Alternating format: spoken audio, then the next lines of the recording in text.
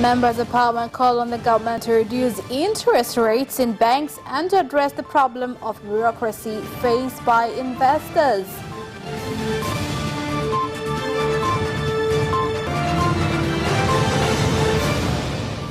And in sports, Democratic Republic of Congo forward Kadima Kabangu has revealed he will be joining Simba Sports Club in the coming transfer window.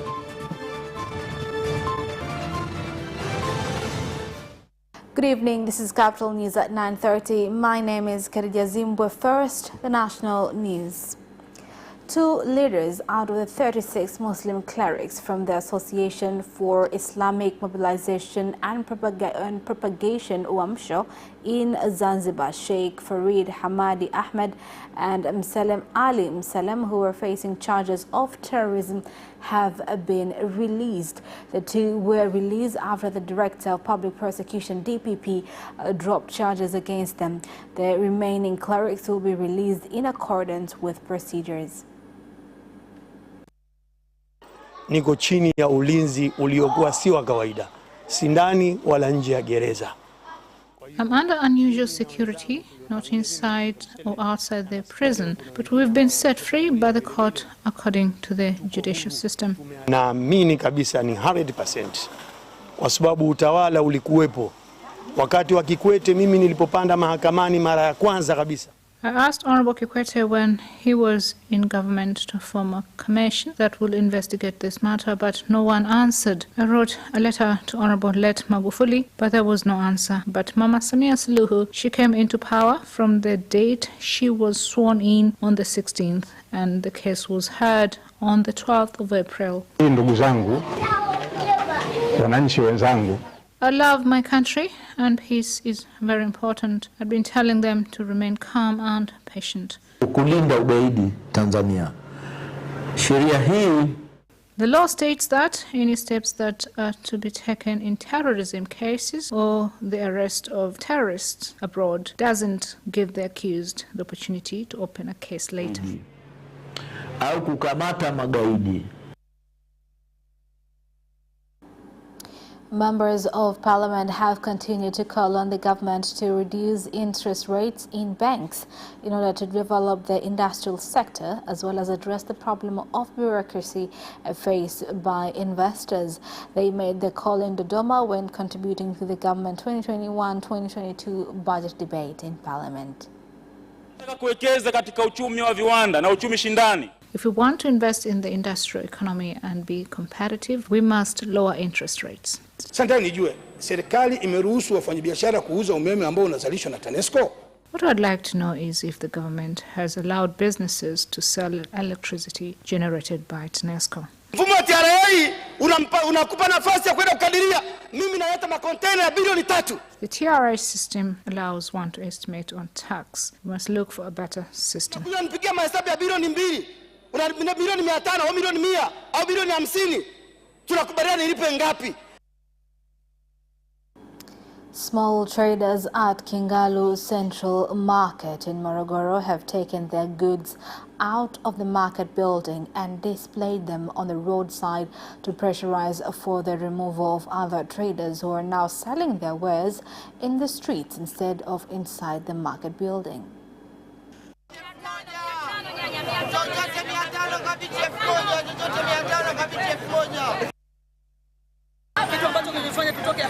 We used to sell inside and pay tax, 20,000 at the end of the month. Our food and other products are getting spoiled.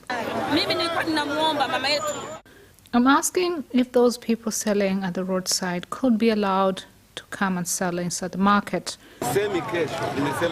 Today you are regional leader. If he finds you here, it will not be good because you would have broken the law.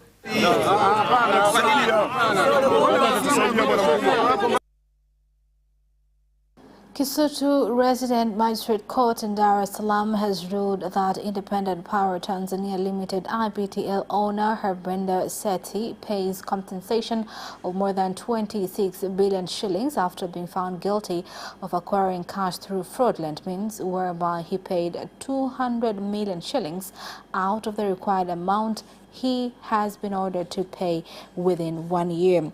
The ruling was made by the principal resident magistrate of the court, Huruma Shahidi, when the case was called for hearing on the reaching agreement on the case with the Director of Public Prosecutions. The businessman has used the land certificate of his company to a bond for his release. Harbinda Sethi and his co-accused James Rugemalira are alleged to have been between November 29, 2019 and January 24, 2014 at the Stanbic Bank and Mkombozi Bank acquired through forgery $22,198,544 and more than 309 billion shillings. Now, moving on, Vice President Dr. Philip Mpango has directed the Office of the President, Regional Administration, Local Government and the Ministry of Health, Community Development, Gender, the Elderly and Children to ensure they put in place a system for assistance given by Good Samaritans for children at orphanages.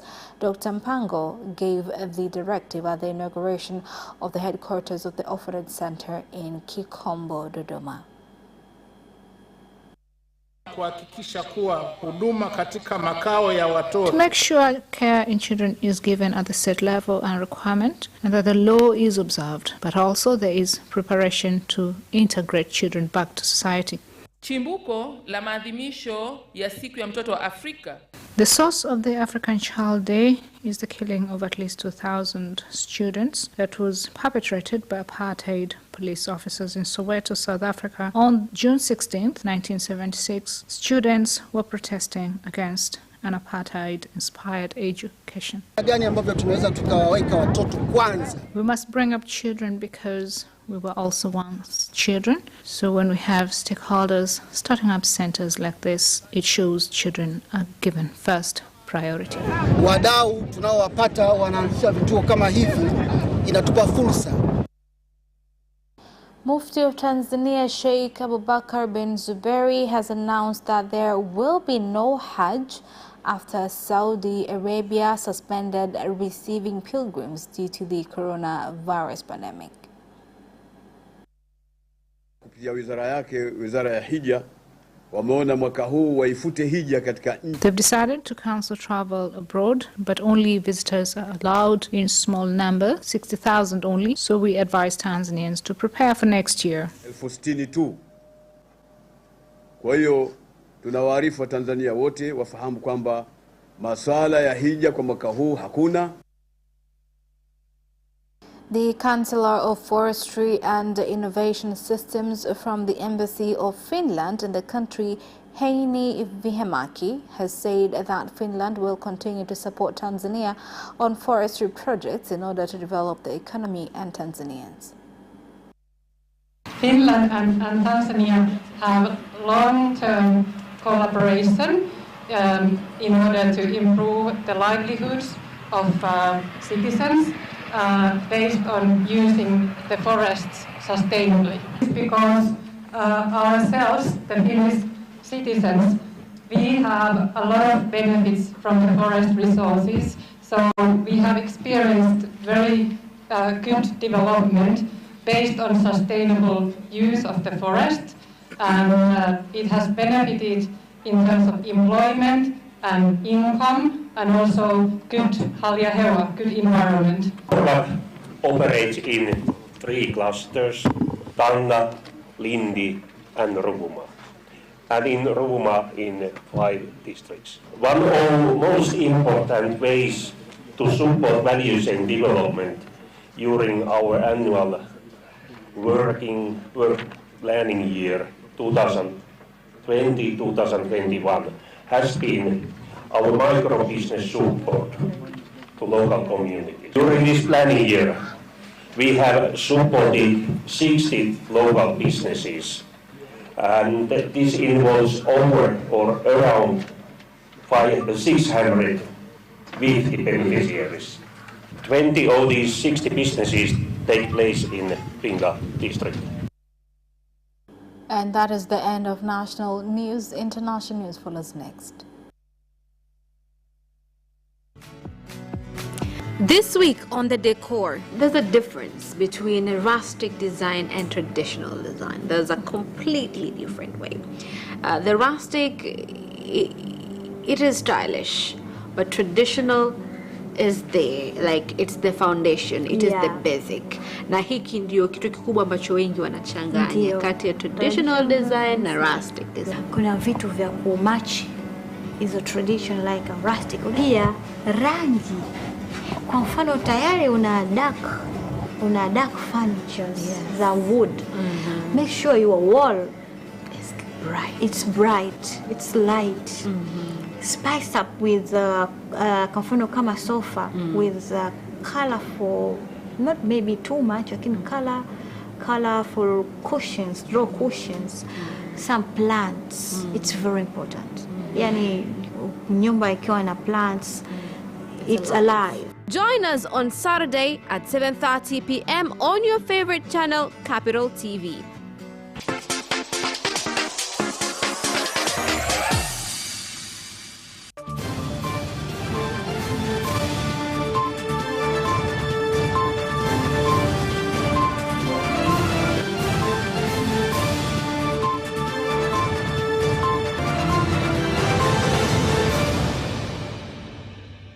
Welcome back, and in international news, Ethiopia has rejected an Arab League resolution calling on the United Nations Security Council to intervene in a lingering dispute between Egypt, Sudan and Ethiopia over a massive dam Addis Ababa is building on the Blue Nile and Nile River's main tributary. Here's more on the story. Of the 22-member bloc met in the Qatari capital Doha on Tuesday in the latest effort by Cairo and Khartoum to reach an agreement on the filling of the Grand Ethiopian Renaissance Dam. Ethiopia is pinning its hopes of economic development and power generation on the dam. Egypt relies on the river for as much as 90% of its fresh water and sees the new dam as a threat. Sudan is concerned about the operation of its own Nile dams and water stations. The government of Kenya has said that it might be forced to announce tougher restrictions in order to curb the spread of the coronavirus pandemic following reports on a surge of COVID-19 cases. Today, Uhuru Primary School in Nyandarua County was closed after 16 pupils and 8 teachers were tested positive with the virus. Managing the containment measures of COVID-19 has been a tough task, and we all must accept that it's one of those that have challenged us greatly. But I thank you yet again because of the resilience that your leadership has brought to this campaign, because of the energy that our colleagues in the security sector, the police department have shown, and our effective collaboration and coordination with our colleagues in the Ministry of Health. We have come so far. Of course, we have been fairly battered, but we have not been defeated. The country's resilience is still strong, and we are moving forward on this. And even as we challenge the surge in the western part of our country, affecting especially the Nyanza counties and partly western Kenya counties, I know we are up to the task. The National Emergency Response Committee has been meeting regularly. I think by the end of today, we will have a position. We need to take action before something drastic happens to us.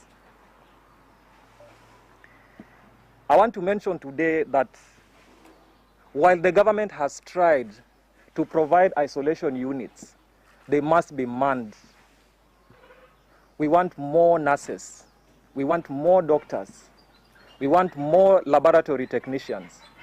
We want drugs. The workforce is stretched mentally, physically, psychologically. Apart from COVID-19 deaths, we also have psychological deaths because of COVID-19 effects to the society.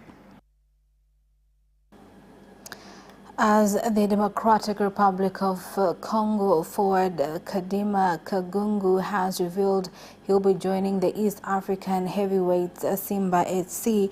We'll apologize for that story. The next story is about DRC, where it commemorated the Day of African Child, where children in the country have urged the government to implement pledges made on ensuring their rights are adhered to. They promised children on free education that must be fulfilled, as well as respecting children's rights. We are calling on our president to reinforce security in Beni so that children in the area could remain safe.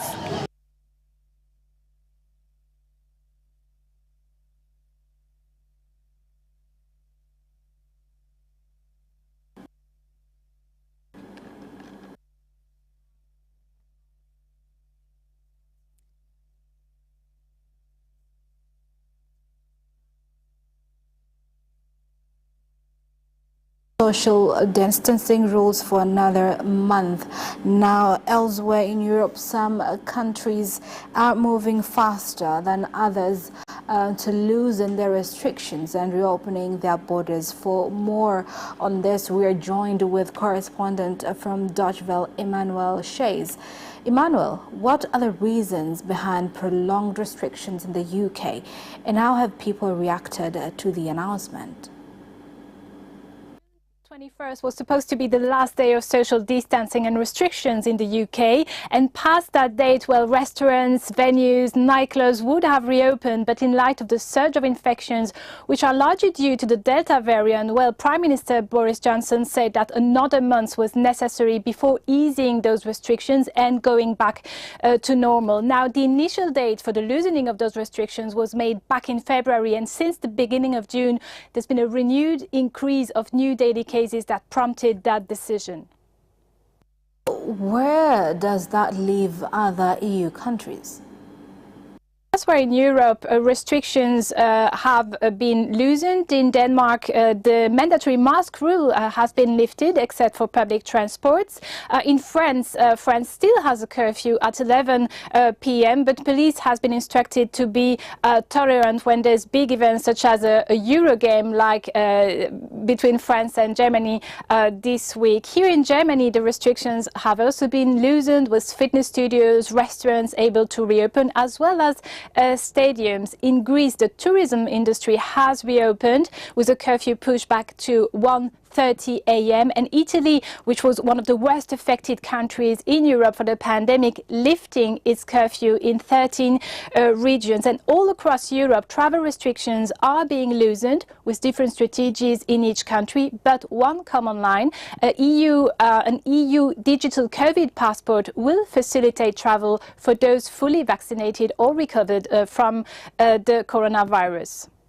So Germany has registered its lowest new daily coronavirus infections in nearly 9 months. What's behind that? Well, here in Germany, the 7 days incidence rate has sunk to around 13 per 100,000 inhabitants. That's the lowest in months for Germany, and roughly half of the population now got at least one shot of the vaccine, with over a quarter of the people here in Germany being fully vaccinated. So for Health Minister Jens Spahn, this is now the time to ease some of the restrictions. For example, time to consider lifting the masks requirement outside, and even inside in those other regions where the incidence rate is very low. However, German Chancellor Angela Merkel also warned that the virus hasn't disappeared, and that people should still proceed with caution, as there are new variants around and as the race to vaccinate is still very much on. She did say, though, that all the efforts made in the past months have paid off. All right, thank you so much, Emmanuel, for those updates. And that is the end of International News. Business News follows shortly after the break. We'll be right back.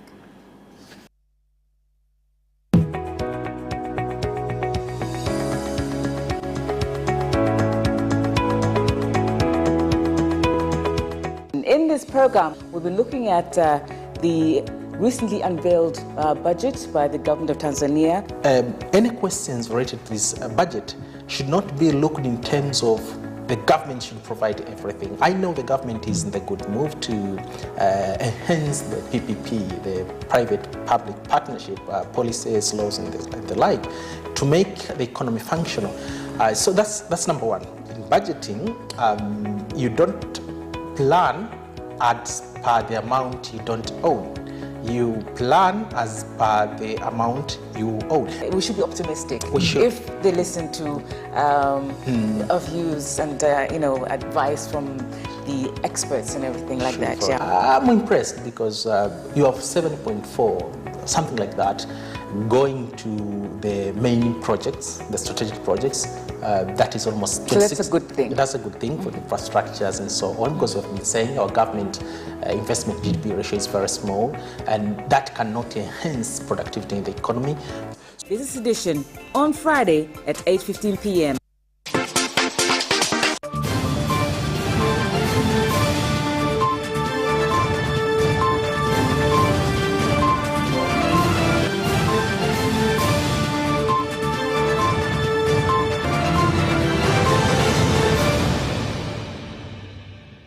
Welcome back, and in business news tonight, the Small Industrial Development Organization SIDO in Lindi region has issued loans amounting to 72 million shillings to small producers in order to increase their capital and make them competitive in the market.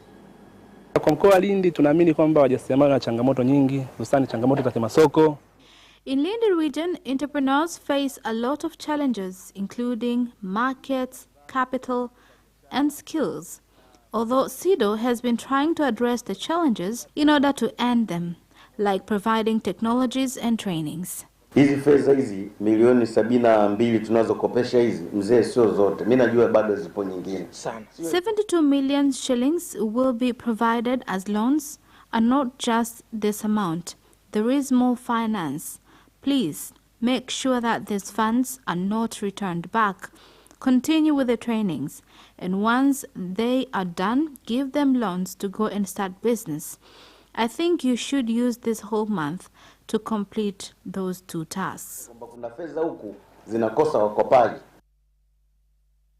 Big entrepreneurs in Rukwa region, including industry owners and contractors, have expressed concern on cuts made on accounts, as well being forced to pay outstanding debts by Tanzania Revenue Authority (TRA).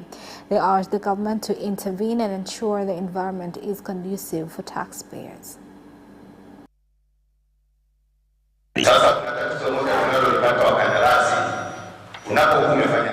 Contractors face a lot of challenges when it comes to their payments after they have completed projects. TRA have more authority in deducting debts we owe them without cross-checking financial realities of many contractors. Shida kubwa tu ni kwamba TRA wanataka watu walipe kodi, lakini hawaangalii watu wetu. Problem is that TRA only wants people to pay tax without cross-checking if a taxpayer is entitled to pay that tax if they have made profit. That is why many people were left bankrupt. And Mtwara region has for the first time held a cooperative forum whereby participants called on the government to increase fees so that cooperatives can operate profitably during the cash nut season.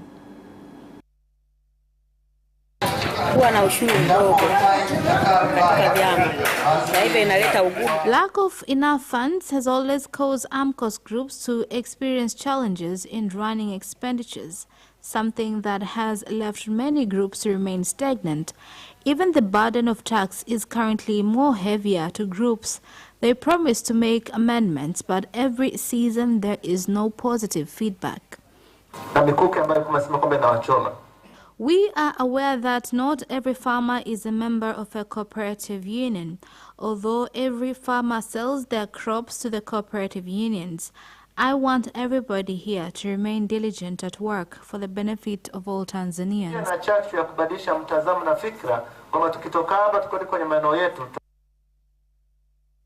And that is the end of business news. Sports news follows next.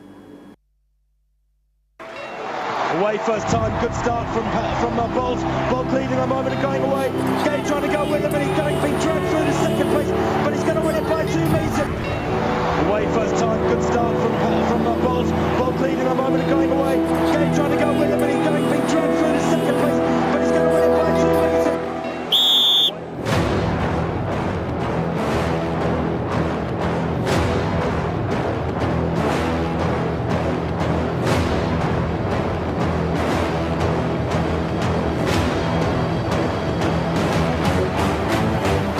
Opposition, Joaquinho, he did lose to Lim.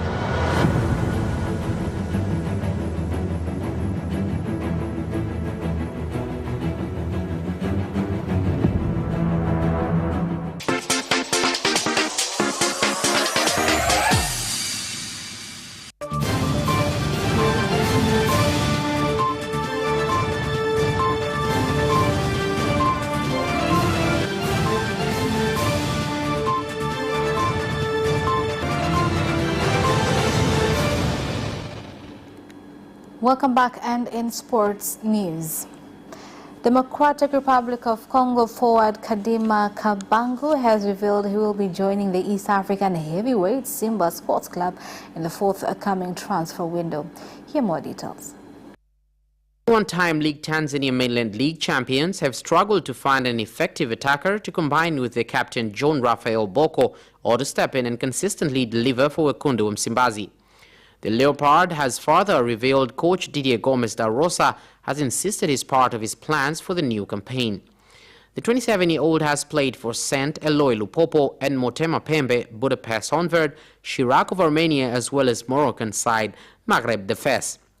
Meanwhile, former Kagera Sugar left-back David Luhande has welcomed Wekundu Msimbazi to table an offer for him since he is ready to join them.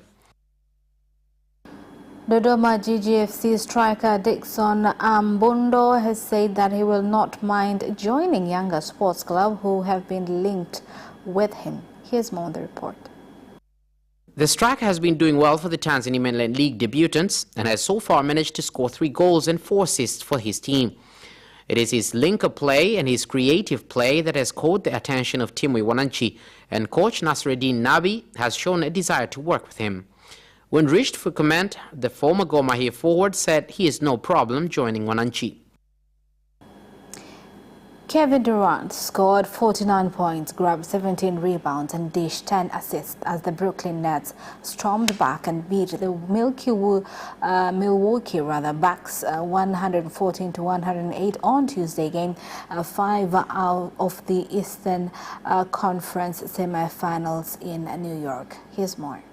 Overcame a 17-point third-quarter deficit, led the best-of-7 series 3-2, thanks to one of Durant's most impressive postseason performances.